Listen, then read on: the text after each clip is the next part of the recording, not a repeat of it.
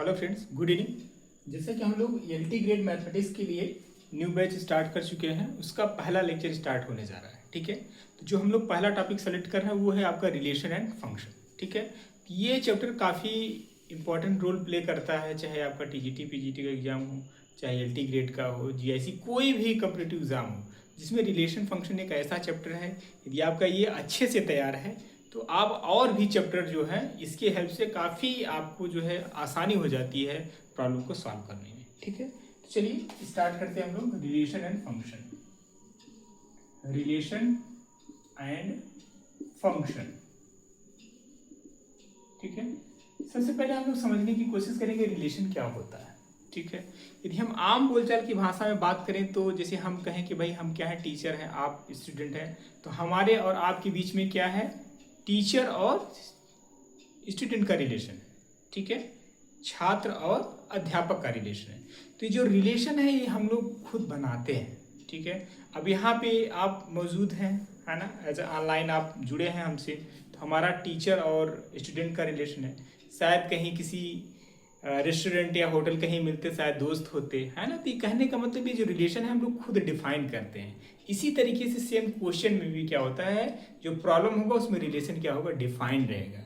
उसी रिलेशन को हम लोग फॉलो करते हुए उस क्वेश्चन को हम लोग सॉल्व करने की कोशिश करते हैं। ठीक है, तो पहले यदि हम रिलेशन की बात करने से पहले कुछ छोटे छोटे टर्म्स होते हैं, उसको समझना जरूरी है। रिकॉल में हम लोग इसको ले लेते हैं। जैसे हम बात करते हैं ऑर्डर्ड पेयर की, किसकी बात करें, ऑर्डर्ड पेयर। ऑर्डर्ड पेयर क्या होता है, ऑर्डर्ड पेयर का मतलब the pair of object taken in specific order. मतलब कुछ इस तरीके से देखिए, ए कामा बी, ओपन इंटरवल हम लोग यूज करते हैं और एलिमेंट को ए कामा बी इस तरीके से लिखते हैं। ठीक है, तो यानी यहाँ पे खास बात ये है कि ऑर्डर्ड पेयर को जैसे या कोई नंबर भी हम ले लेते हैं, यहाँ पे सपोज करो ले रहे हैं 1,2 ले लें, तो 1,2 है, इसको हम 2,1 नहीं लिख सकते। ये दोनों चीजें क्या है, अलग है। ठीक है, ऑर्डर्ड पेयर की बात करें तो 1,2 को हम 2,1 नहीं लिख सकते। लेकिन यदि हम सेट की बात करें तो सेट पे 1,2 लिखें या 2,1 लिखूं, इसमें कोई फर्क नहीं। ठीक है, तो ये छोटी छोटी जो है बेसिक डिफरेंस होता है ऑर्डर्ड पेयर और सेट में। ठीक है, देखिए हाई एलिमेंट सेम 1,2 यहाँ पे भी है, 1,2 यहाँ पे भी है, लेकिन ये ऑर्डर्ड पेयर में है, ये सेट में। मैं आपको बताना चाहूँगा जो मेरी क्लास होगी बिल्कुल 0 लेवल से स्टार्ट होगी अप टू पूरा जो आपका कॉम्पिटिटिव एग्जाम यानी टीजीटी पीजीटी चाहे एलटी कोई भी एग्जाम देते हैं, सारे क्वेश्चन वहाँ पे जो है आपका कवर हो जाएगा। ठीक है, बस चीज़ों को स्टार्टिंग से देखिए, कोई भी डाउट आता है तो आप कमेंट्स में अपने डाउट छोड़ सकते हैं, तो हम नेक्स्ट वीडियो में ज़रूर इसको हम कंसीडर करेंगे और आपकी प्रॉब्लम को सॉल्व करेंगे। ठीक है, ये रहा ऑर्डर्ड पेयर। ठीक, या यूँ कहें कि ऑर्डर्ड पेयर में जो है ऑर्डर का बड़ा मैटर करता, मतलब ऑर्डर का रोल जो है ठीक ठाक होता है, या यूँ कह सकते हैं हम उसको इग्नोर नहीं कर सकते। जैसे हम कहें आपके पास शूज है, सॉक्स है, तब इसका अपना एक ऑर्डर है, पहले आप सॉक्स पहनेंगे उसके बाद ही शूज पहनेंगे, ऐसा नहीं शूज के सॉक्स, शूज पहनेंगे उसके बाद सॉक्स पहनेंगे। ठीक है, तो यानी यहाँ पे ऑर्डर मैटर करता है, कहाँ पे, ऑर्डर्ड पेयर में। लेकिन सेट में बात करें तो सेट में ऑर्डर का कोई रोल नहीं होता। 1,2 लिखे या 2,1 लिखे, दोनों सेट क्या है, इक्वल सेट है। ठीक है, चलिए अब हम बात करते हैं equality of ordered pair. Equality of ordered pair, दो ऑर्डर्ड पेयर इक्वल कब होंगे, equality of ordered pair, equality of ordered pair. Suppose करिए if A comma B and C comma D are equal, क्या है, ए इक्वल है, if and only if and only if A comma B equals to C comma D है, that means A equals to C होगा and B equals to D होगा। ठीक है, कोई भी दो ऑर्डर्ड पेयर इक्वल है, इसका मतलब फर्स्ट वाले ऑर्डर्ड पेयर का जो फर्स्ट कंपोनेंट है सेकेंड वाले ऑर्डर्ड पेयर के फर्स्ट कंपोनेंट के इक्वल होगा। ठीक है, इसी तरीके जो सेकेंड कंपोनेंट है वो सेकेंड वाले ऑर्डर्ड पेयर की क्या होगा, इक्वल होगा। कब, जब दोनों ऑर्डर्ड पेयर इक्वल होंगे। जैसे एक छोटा सा प्रॉब्लम लीजिए, if x minus 1 comma y plus 3 and 2 comma x plus 2 are equal then find the value of x and y। ठीक है, छोटा सा प्रॉब्लम है क्लास 10 लेवल का। कर रहा है कि x minus 1 comma y plus 3 and 2 comma x plus 2 are equal, ये दोनों ऑर्डर्ड पेयर क्या है, इक्वल हैं। तो इस केस में x और y की वैल्यू आपको बतानी है। सिंपल सा क्वेश्चन है, अभी अभी हमने बताया कोई भी दो ऑर्डर्ड पेयर इक्वल है तो उसके फर्स्ट कंपोनेंट सेकंड वाले ऑर्डर्ड पेयर के फर्स्ट कंपोनेंट की इक्वल हो जाएगा और इसका सेकंड कंपोनेंट जो है इस वाले ऑर्डर्ड पेयर के सेकंड कंपोनेंट की इक्वल होगा। It means x minus 1 equals to 2 हो जाएगा और y प्लस 3 इक्वल्स टू क्या हो जाएगा, x प्लस 2 हो जाएगा, है ना। यहाँ से सिंप्लीफाई करेंगे तो x की वैल्यू क्या मिल जाएगा, 3 मिल जाएगा और y की वैल्यू मिल जाएगी, x की वैल्यू ऑलरेडी फाइंड आउट कर लिया आपने, 3 है प्लस 2 है। It means y equals to 5 minus 3 यानी y की वैल्यू क्या हो जाएगी, 2 हो जाएगी। ठीक है, y की वैल्यू क्या हो जाएगी यहाँ से 2। इस तरीके से कोई भी ऑर्डर्ड पेयर इक्वल है तो आप क्या करेंगे, उस ऑर्डर्ड पेयर के फर्स्ट कंपोनेंट्स दूसरे वाले ऑर्डर्ड पेयर के फर्स्ट कंपोनेंट की इक्वल करेंगे, दूसरा जो सेकंड कंपोनेंट है सेकंड वाले ऑर्डर्ड पेयर के सेकंड कंपोनेंट की इक्वल करेंगे। तो ये क्या है, इक्वलिटी ऑफ ऑर्डर्ड पेयर। ठीक है, अब हम यहीं पे बात कर लेते हैं थोड़ा सा कार्टेशियन प्रोडक्ट के बारे में। कार्टेशियन प्रोडक्ट क्या होता है,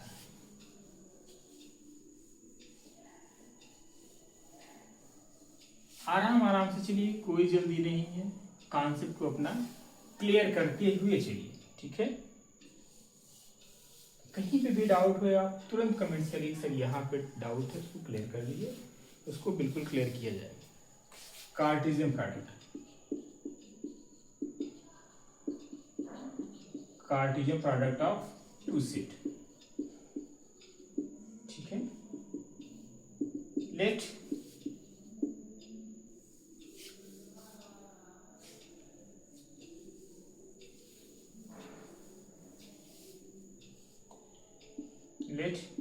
A and B be two non-empty set, then the Cartesian product of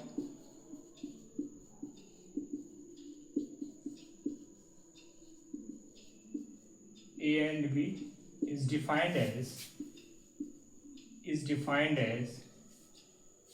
A cross B equals to A comma B such that for all A belongs to capital A and B belongs to capital B। मतलब इसका क्या है, ये method का definition है। A cross B का मतलब जो ऑर्डर्ड पेयर आएगा, जो पहला कंपोनेंट होगा यानी फर्स्ट कंपोनेंट होगा वो फर्स्ट सेट यानी सेट A से आएगा, जो सेकंड कंपोनेंट होगा वो सेट B से आएगा। ठीक है, जैसे एक प्रॉब्लम लेते हैं, लेट A कोई सेट है, उसके एलिमेंट हैं 1 2 3। ठीक है, B कोई सेट है, उसके एलिमेंट क्या है, 2 4। ठीक है, अब इसका हम लोग A क्रॉस B निकालते हैं। A क्रॉस B होगा क्या, अब पहला कंपोनेंट किससे आएगा, फर्स्ट सेट से आएगा, डेफिनेशन आपके सामने है। ठीक है, किसको हम लोग लिखेंगे क्या, 1 कामा 2, फिर 1 कामा 4, 2 कामा 2 और 2 कामा 4, फिर 3 कामा 2 और 3 कामा 4। ठीक है, अब यहाँ पे ये देखिए कि इसमें सेट ए में कितने एलिमेंट हैं, 3 एलिमेंट हैं, सेट बी में 2 एलिमेंट हैं, यानी ए क्रॉस बी में कितने एलिमेंट होंगे, फिर 6 एलिमेंट होंगे, आप 6 ऑर्डर्ड पेयर होंगे, 1 2 3 4 5 6। ठीक है, अब अच्छा इसी तरीके से यहाँ पे हम लोग बी क्रॉस ए की बात करें तो क्या हो जाएगा, बी क्रॉस ए में क्या होगा। अब यहाँ पे देखिए जो पहला कंपोनेंट है क्या मैंने डिफाइन किया, A cross B equals to A comma B such that A belongs to first set and B belongs to second set. ठीक है, तो जो पहला एलिमेंट है पहले वाले सेट से है, जो सेकेंड कंपोनेंट है वो सेकेंड वाले, देखिए पहला 1 यहाँ पे है, 2 इसका एलिमेंट है, पहला ये फर्स्ट सेट से है, 4 सेकेंड सेट से, तो आपके सामने है डेफिनेशन। ठीक है, बी क्रॉस ए की बात करें तो बस इसका ये ऑर्डर क्या हो जाएगा, चिन्ह, यानी 1 कामा 2 है तो क्या हो जाएगा, 2 कामा 1 हो जाएगा, 1 कामा 4 है तो यहाँ से क्या हो जाएगा, 4 कामा 1 हो जाएगा, ये 2 कामा 2 है तो ये 2 कामा 2 ही रहेगा, ये 2, 4 है तो यहाँ पे क्या आ जाएगा 4, 2। 3, 2 है तो इसको हम लोग क्या लिखेंगे 2, 3 लिखेंगे। ठीक है, 3, 4 है तो यहाँ पे हम लोग क्या लिखेंगे 4, 3 लिखेंगे। ठीक है, अब ये क्या हो गया बी क्रॉस ए। अब यहाँ पे आप देखिए जरा, क्या ए क्रॉस बी क्रॉस ए के इक्वल है? बिल्कुल नहीं है। ठीक है, तो यहाँ से अपने आप एक इंपॉर्टेंट रिजल्ट है, A cross B not equal to B cross A. ठीक है, इसको नोट करके अपने देखिए, मैं एक चीज़ और कहना चाहेंगे, यदि आप मेरे साथ जुड़े हैं तो अपनी एक जो है नोट्स जरूर बनाइएगा खुद की, हैंड रिटेन। वो नोट्स आपके एग्जाम में बहुत काम आने वाली है। ठीक है, जो चीज़ें यहाँ पे इंपॉर्टेंट पॉइंट और इम्पॉर्टेंट जो है फैक्ट डिस्कस किया जाए तो उसको आप जरूर पॉइंट आउट, जरूर क्या पूरी क्लास आपको नोट करनी चाहिए। ठीक है, बिल्कुल फंडामेंटल से चल रहा है और हम लोग पूरा जो भी जिस लेवल तक का क्वेश्चन आता है वहाँ तक हम लोग जाने की कोशिश करेंगे। इसलिए आपका ये नैतिक कर्तव्य है, चीज़ों को आप सिर्फ वीडियो देखिए नहीं, उसको आप जो है नोट भी करते चलिए। जितने भी आपकी इस वर्ष मान लीजिए मेहनत करते हैं तो आपको नौकरी मिलनी तय है। कई एग्ज़ाम आपको देखने को मिलेंगे, एलटी मिल गया और आपको जो है टीजीटी पीजीटी 2022 का है और 2025 की भी वैकेंसी आने वाली है टीजीटी पीजीटी की। और सेंट्रल की बात करें तो केवीएस की भी वैकेंसी आपको देखने को मिल जाएगी, ईएमआरएस की वैकेंसी आपको देखने को मिल जाएगी और एनवीएस की वैकेंसी आपको देखने को मिल जाएगी। अभी और कुछ अदर स्टेट में जैसे जो है राजस्थान की बात करें वहाँ पे भी वैकेंसी आई है। बीपीएससी की भी वैकेंसी आपको देखने को मिलेगी जो 4 होने वाला है, 4.0 जो भी है। और इसके बाद हरियाणा, मतलब इस तरीके से आपको कई एग्ज़ाम आपको देखने को मिलेंगे। ठीक है, तो आप अपनी प्रिपरेशन को बिल्कुल जारी रखिए और कहीं ना कहीं आप डेफिनेटली आप सेलेक्ट हो जाएंगे। ठीक है, चलिए अब हम बात करते हैं। यहाँ पे आपने देख लिया A cross B not equal to B cross B, यानी Cartesian product of two set is not commutative. ठीक है, यहाँ पे दो सेट के जो कार्टेशियन प्रोडक्ट है वो क्या होते हैं उसके, यानी एक दूसरे के इक्वल नहीं होते। It means A cross B not equal to B cross A. लेकिन यहाँ पे एक चीज छोटा सा रिजल्ट है उसको भी देख लीजिए। जैसे हम ये कहें कि जो यहाँ पे सेट ए है उसमें कितने एलिमेंट हैं, एन ऑफ ए का मतलब समझ रहे, cardinal number of the set. इसके बारे में हम लोग सेट में हमने पढ़ा था कि कोई भी सेट है उसमें नंबर ऑफ एलिमेंट किसको काउंट कर लीजिए। जैसे यहाँ पे कितने एलिमेंट है, 3 एलिमेंट है, इस सेट का कार्डिनल नंबर क्या हो जाएगा 3 हो जाएगा, तो एन ऑफ ए यानी 3 हो जाएगा। ठीक है, बी में कितने एलिमेंट हैं, एन ऑफ बी आपका हो जाएगा 2 एलिमेंट है। तो अब यहाँ से देखिए n of A cross B क्या होगा, n of A cross B आप देखिए कितने हैं 1 2 3 4 5 6। ठीक है, ये किसके इक्वल हो जाएगा, यानी n of A into n of B के इक्वल। एन ऑफ ए कितना है आपका 3 है और ये क्या है 6 है। ठीक है, it means n of A cross B equal to n of A into A cross n of B. ठीक है, तो यहाँ से एक चीज और बड़ा प्यारा सा एक रिजल्ट निकल के आता है। रिजल्ट ये है कि जैसे कोई सेट ले लेते हैं हम, सेट ये है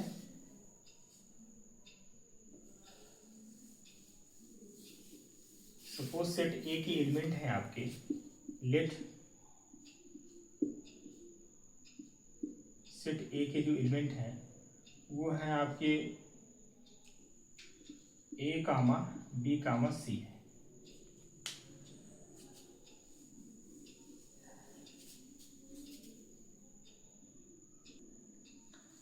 जैसे कोई सेट ए है उसके एलिमेंट क्या है ए बी सी है। ठीक, और सेट बी है उसके एलिमेंट क्या है 1 2 3 है।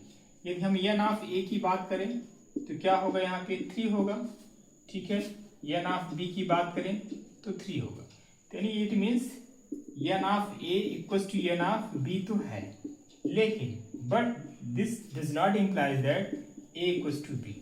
ठीक है, ये अपने आप में एक इंपॉर्टेंट रिजल्ट है। यानी number of element in A equals to number of element in B हो तो जरूरी नहीं कि वो सेट भी इक्वल है।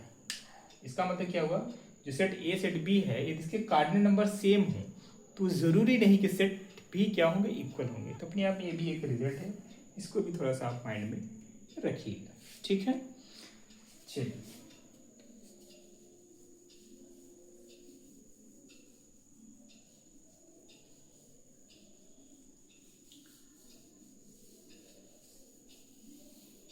अब हम बात करते हैं रिलेशन की। देखिए रिलेशन जो होता है let R with relation from set A to set B.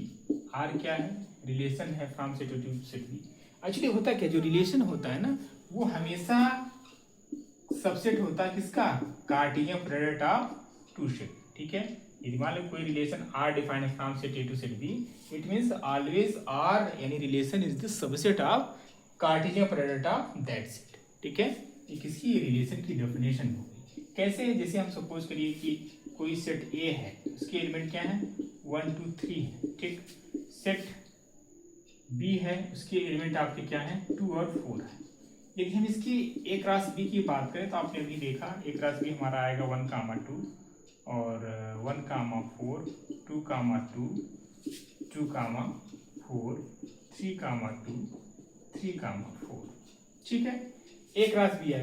अब हम क्या करते हैं, एक रिलेशन डिफाइन करते हैं। जैसा कि हमने बताया कि रिलेशन खुद प्रॉब्लम में डिफाइन रहेगा, है ना। तो हम एक खुद रिलेशन डिफाइन कर इस तरीके से डिफाइन कर रहे हैं कि मान लीजिए we introduce the relation between the set A and B is less than, है ना, from the set A to set B. यानी हम क्या रिलेशन डिफाइन कर रहे हैं? Is less than. किससे? इज लेस देन का यहाँ पे मतलब ये है कि जो सेट ए है उसका जो ये कह सकते कोई भी ऑर्डर्ड पेयर आएगा रिलेशन में तो क्या होगा?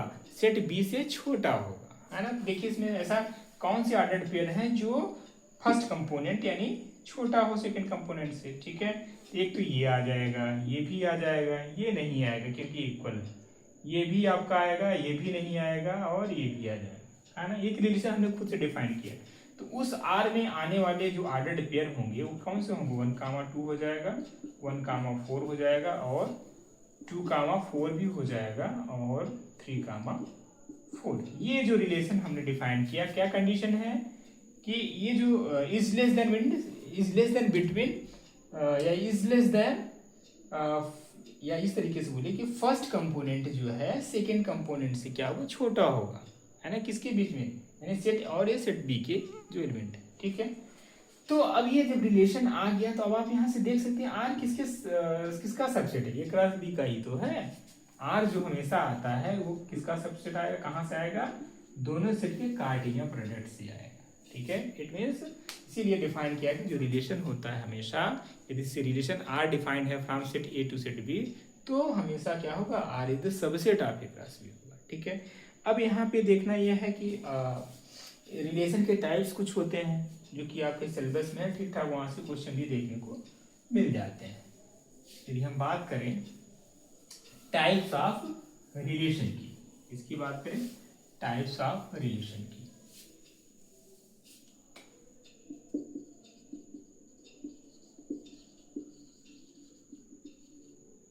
ठीक। तो टाइप्स ऑफ रिलेशन में यदि मैं बात करूं, जैसे सपोज करो कोई सेट या कोई रिलेशन आर जो है क्या है? फाई। क्या है? फाई है। तो उस केस में ऐसे रिलेशन को हम लोग क्या बोलते हैं? इम्पटी रिलेशन बोलते हैं। क्या बोलते हैं? इम्पटी रिलेशन बोलते हैं। ठीक है, यदि कोई रिलेशन जो है किसके इक्वल है? पूरा पूरा ए क्रॉस बी के इक्वल है। ठीक है, जो आपका आर है किसके इक्वल हो जाए? ए क्रॉस बी के इक्वल हो जाए, ऐसे रिलेशन को हम लोग क्या बोलते हैं? यूनिवर्सल रिलेशन बोलते हैं। क्या बोलते हैं? यूनिवर्सल रिलेशन बोलते हैं। ठीक है, फिर इसी में हम लोग बात कर लेते हैं रिफ्लेक्सिव रिलेशन। क्या होता है? Reflexive relation.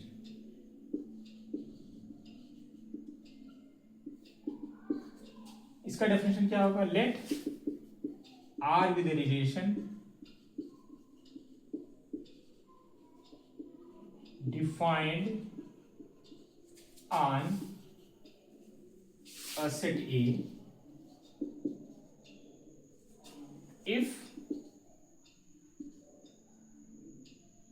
and only if A comma A belongs to R for all A belongs to the given set।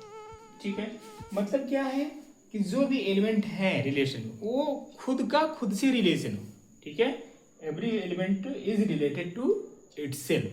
ठीक है, ऐसे रिलेशन को हम लोग क्या बोलते हैं? रिफ्लेक्सिव रिलेशन बोलते हैं। दूसरा आपका रिलेशन क्या हो जाएगा? सिमेट्रिक। क्या होगा? A relation R with the relation defined on the set A is said to be reflexive relation if what? A comma B belongs to R है तो इसका जो है बी कामा ए भी किस में बिलोंग करना चाहिए, आर में बिलोंग करना चाहिए। यदि ऐसा है तो हम कहेंगे कि जो रिलेशन गिवन रिलेशन हो क्या होगा, सिमेट्रिक होगा for all A comma B belongs to the given set, जो भी सेट गिवन है। ठीक है, अच्छा यहाँ पे जो रिलेशन डिफाइंड है, R is the subset of एक राशि, ठीक है, सेम सेट में। ठीक, चलिए जो नेक्स्ट आपका रिलेशन है, रिफ्लेक्सिव हो गया, सिमेट्रिक, उसके बाद ट्रांजिटिव रिलेशन, इसको यहाँ पे लिख दें, this is your symmetric relation. किसकी डेफिनेशन है, सिमेट्रिक रिलेशन की डेफिनेशन है। नेक्स्ट आपका ट्रांजिटिव रिलेशन क्या होता है, ट्रांजिटिव रिलेशन क्या होता है, इसको समझिए। ट्रांजिटिव रिलेशन का मतलब क्या ये है कि suppose if A comma B belongs to the R, अच्छा कहीं पे A comma B belongs to R इस तरीके से लिखा हो, या ए रिलेटेड टू बी, दोनों का मतलब सेम। किसी बुक में आपको इस तरीके से देखने को मिलेगा, किसी बुक में ये इस तरीके से दोनों बातें सेम है। ठीक, इसको लेकर के कंफ्यूज आपको नहीं। तो A comma B belongs to R and B comma C belongs to R. This implies that A comma C also belongs to R for all A comma B comma C belongs to the given set. ठीक है, बात समझ में आ रही है, नीचे दिख रहा है कि नहीं। चलिए हम ऊपर फिर से लिख दे रहे हैं ट्रांजिटिव का डेफिनेशन। ठीक है, ट्रांजिटिव का डेफिनेशन मैं यहाँ पे लिख दे रहा हूँ।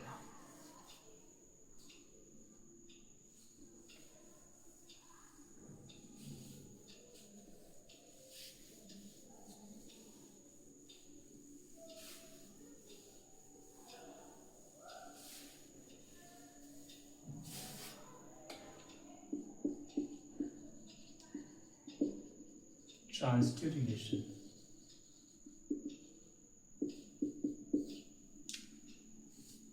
Transitive means if A comma B belongs to R, B comma C belongs to R, then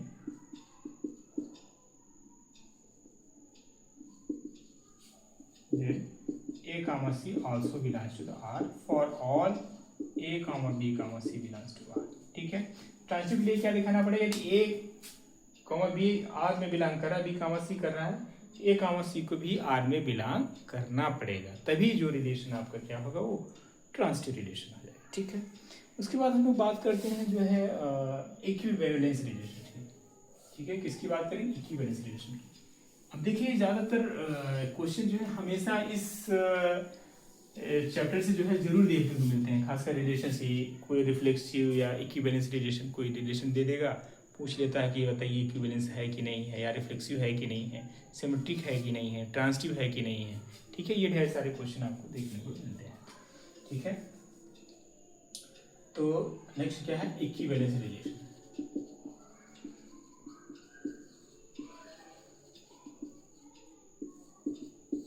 Relation R is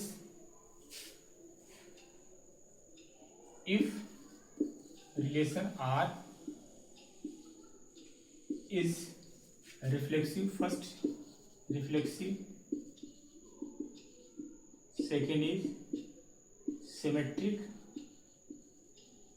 third is transitive. ठीक है, if relation R is reflexive, symmetric and transitive, ये कोई भी रिलेशन क्या हो, reflexive भी हो, symmetric भी हो, ट्रांजिटिव भी हो, then we can say that given relation R is equivalence relation. ठीक है, इक्विवेलेंस होने के लिए क्या होना पड़ेगा, उस रिलेशन को रिफ्लेक्सिव भी होना पड़ेगा, सिमेट्रिक भी होना पड़ेगा और ट्रांजिटिव भी होना पड़ेगा। यदि तीनों कंडीशन को सेटिस्फाई करेगा, इट मीन्स वो रिलेशन क्या हो जाएगा आपका, इक्विवेलेंस। रिफ्लेक्सिव का भी हमने डेफिनेशन बता ही दिया, क्या होता है, खुद जो कोई भी एलिमेंट है खुद से जो है क्या करें, यानी रिलेट करें। सिमेट्रिक का क्या हमने बताया, ए कामा बी यदि आर में है तो बी कामा ए को भी आर में होना पड़ेगा।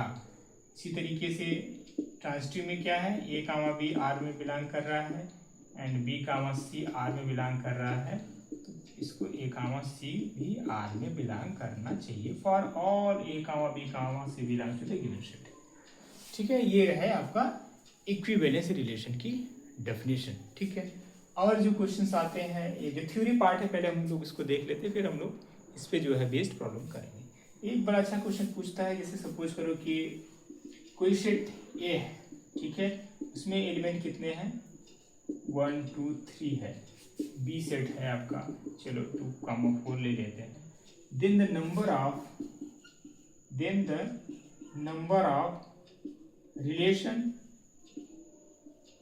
Of relation from set A to set B. ठीक है, सेट ए है जिसमें एलिमेंट क्या है, 1 2 3 है। सेट बी है, उसमें एलिमेंट क्या है, 2 4 है। आपसे पूछ रहा था number of relation from set A to set B, set A से सेट बी में कितने नंबर ऑफ रिलेशन बनेंगे।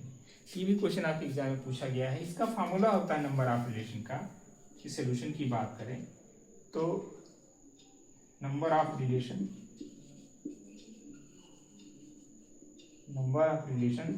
From set A to set B is 2 to power mn। 2 to power mn in the sense, इस तरीके से समझिए, कोई set A है ना, यानी एन ऑफ ए क्या है, यम है, एन ऑफ बी क्या है, एन है। तो नंबर ऑफ रिलेशन क्या हो जाएगा, 2 to power mn। ठीक है, 2 to power mn। कैसे, देखिए अभी हमने बताया कि जो रिलेशन होता है वो क्या होता है, सबसेट होता है किसका, ए क्रॉस बी का। तो अब यदि n of A m element है, एन ऑफ बी में एन एलिमेंट है, तो n of A cross B में कितने एलिमेंट होंगे बताइए, mn एलिमेंट होंगे, mn ही तो होंगे।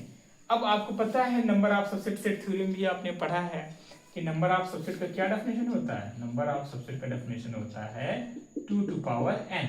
ठीक है, तो अब n of A cross B क्या होगा, mn होगा, तो यहाँ पे भी हो जाएगा, क्यों, r क्या है, सबसेट है किसका, ए क्रॉस बी का। तो number of relation from set A to set B किस क्या हो जाएगा, 2 to power mn। mn का मतलब क्या है, सेट ए में जितने भी एलिमेंट है, नंबर ऑफ एलिमेंट, उसको क्या करेंगे, मल्टीप्लाई करेंगे। यहाँ पे एन ऑफ ए कितना है, 3 है। ठीक है, एन ऑफ ए यहाँ पे क्या है, 3 है, और एन ऑफ बी यहाँ पे क्या है, 2 है। तो number of relation from set A to set B क्या हो जाएगा, 2 to power 3 into 2, that is 2 to power 6। Clear है, it means number of relation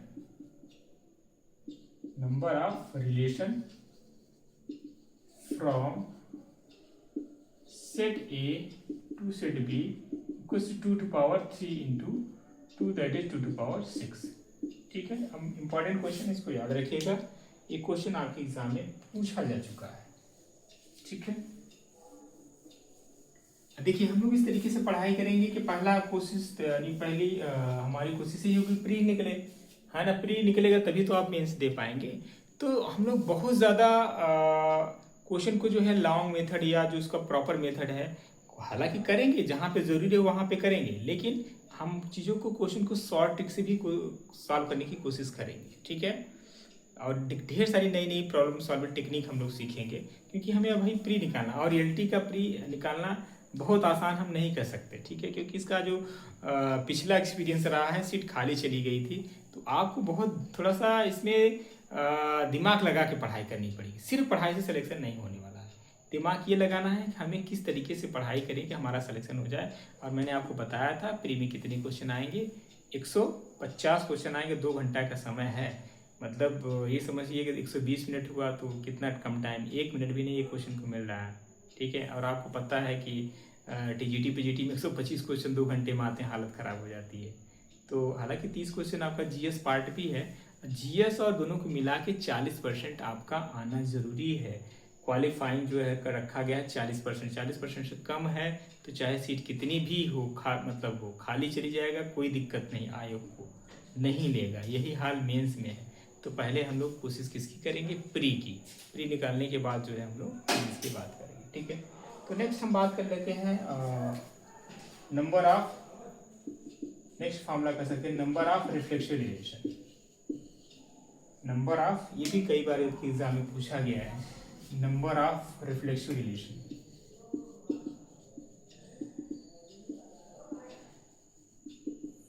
ये क्या होता है formula, 2 to power n² - n। Suppose करो कोई n ऑफ a है, ए सेट में कितने एलिमेंट हैं, n है, ठीक है।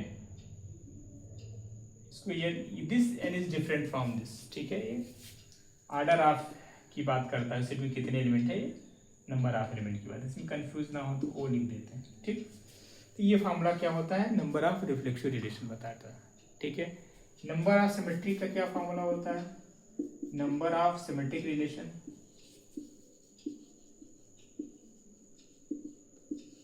Number of symmetric 2 to power n plus 1/2, ये किसका फॉर्मूला होता है, नंबर ऑफ सिमेट्रिक रिलेशन।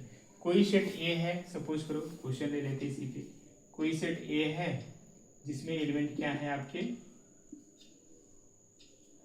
2 3 4 है, और उसमें से नंबर ऑफ क्या पूछ लिया, नंबर ऑफ कितने रिफ्लेक्सिव रिलेशन बनेंगे। सिंपल सा फॉर्मूला है, यानी एन ऑफ ये आपका कितना हो गया, एन ऑफ ये यहाँ पे 3 हो गया, तो रखिए एन के प्लेस पे 3, यानी 2 टू पावर 3 3 जा 9 माइनस 3 यानी 2 टू पावर 6, ये क्या हो गया, नंबर ऑफ रिफ्लेक्सिव रिलेशन। अब इसी में हम बात करें नंबर ऑफ जो है सिमेट्रिक रिलेशन की बात करें, इसकी बात करें, नंबर ऑफ सिमेट्रिक रिलेशन की बात करें, तो आप आसानी से निकाल सकते हैं। क्या फार्मूला आपके सामने, 2 टू पावर n प्लस 1/2, यानी n ऑफ ये 3 है तो 3 इंटू 4/2 सॉल्व करेंगे, यहाँ पे आ जाएगा 2 टू पावर 6, ठीक है। तो ये है आपका number of symmetric relation. Equivalence की बात करेंगे नेक्स्ट क्लास में, बताएंगे किस तरीके से नंबर ऑफ इक्विवेलेंस निकालते हैं, उससे भी बेस्ड क्वेश्चन आते हैं, ठीक है। तो इस क्लास को आज यहीं पे फिनिश करते हैं, फिर हम लोग कल मिलते हैं अगली वाली क्लास में, ठीक है। तो आज के लिए इतना ही, थैंक यू।